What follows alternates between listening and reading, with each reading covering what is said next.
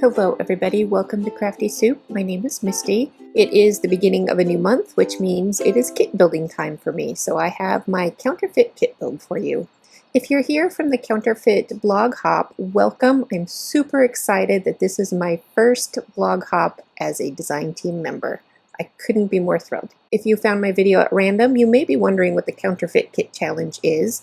Very briefly, it is a totally free, friendly group of scrapbookers who help you use your own stash to create beautiful scrapbooking kits and then inspire you to use your kit up through the month.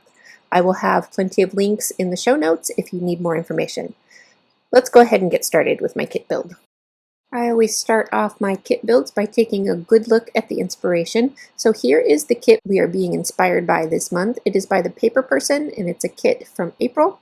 And if we take a closer look at this kit, you can see that it's not a huge kit. There's a few pattern papers, a few cut apart sheets, there's a few die cut embellishments, there's a stamp set, some enamel dots, and so on. If we take a little bit closer look at each piece that we can see various options. So first impressions of this kit are definitely a firm color palette of blues and greens, along with an accent pop of color, which is yellowy orange here. I do see in this stamp set that there is kind of a motif going on about TV or movies. So those are some of the pieces that I'm going to think about when I build my own kit. But I was looking for a little more inspiration, so let's go ahead and take a look at that. I know that this kit is largely based on the new designer to American Crafts called Obed Marshall, and his collection there is called Buenos Dias. And I really enjoy that collection, so I know as part of my inspiration, I'm going to take a deeper look at the Buenos Dias collection to see where else my inspiration can go. With that really quick overview of the Buenos Dias collection, the main thing that caught my attention was that kind of rainbow matte print. So I'm going to keep that in mind, and I am ready to head to my stash to start building my kit. The first piece of pattern paper I pull is this confetti print because there was a confetti print in the inspiration, and this is from Chamel, and it's a very different color palette than the inspiration piece, but that's okay because the blues still work. And I noticed in this confetti kit that there are pops of red in the confetti instead of orange, so I'm going to go in that direction when I get to my accent color. And then I'm just pulling other shades of blue that are what I call color support for my kit. And so they are simpler patterns that can help you be used as layers and such when I'm working. So I've got, I believe that's a Heidi Swapp kind of tie-dye print. I've got a bit of a chevron print going on here. And the confetti does have this lighter blue tone in there, so that works well. And then this is a very old, like a fancy pants sheet of pattern paper, just a simple grid.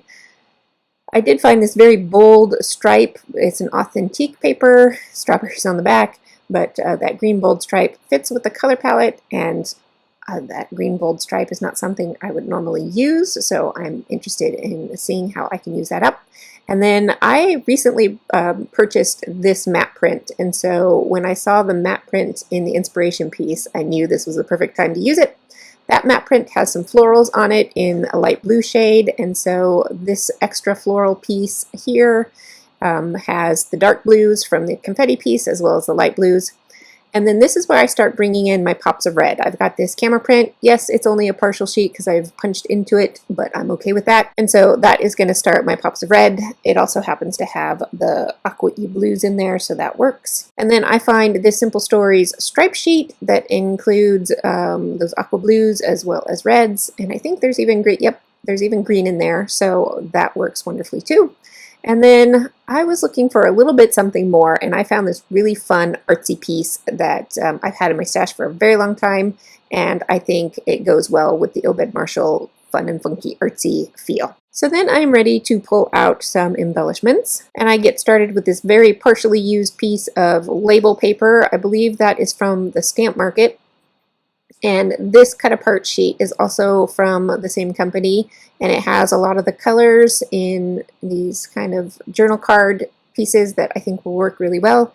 Here's a Pink Fresh Studio piece that has a lot of the color and some motifs that I think will work well with this kit. Now when I was building this kit, I totally forgot about the TV watching theme, so I didn't even go there. But that's okay. My inspiration goes where it goes. And so will yours. So let yourself just kind of run with it.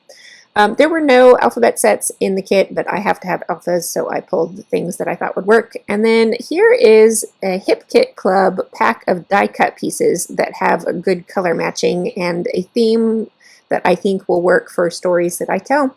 And I found this stamp set from that same Hip Kit Club kit.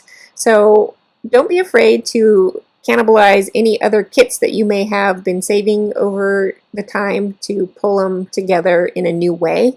If you didn't use them then, maybe you'll use them this way now.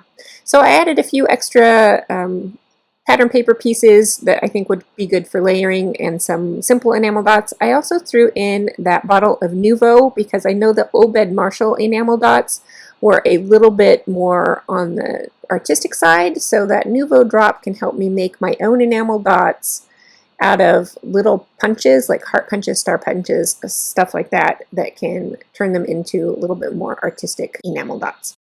So that is it for my kit build this month. I did manage to keep it on the smaller side, which is pretty unusual for me. We'll see how it goes because I have a hard time cutting into pattern papers when I know that I have limited choices. So that can sometimes be a restriction to my creativity. But that is actually not it for my kit, because if you know anything about the Counterfeit Kit Challenge, you know that they have a project called Forgery on the 4th, where we are inspired by something in the original kit that we recreate ourselves. So here's a little bit of a sneak peek of what I've got going on. So do come back and join me on the 4th for that video process reveal of what I created as my forgery. I hope you enjoyed this video. If you did, please do give it a like because it helps that whole YouTube algorithm thing. And I will be back on the 4th. I'll see you then.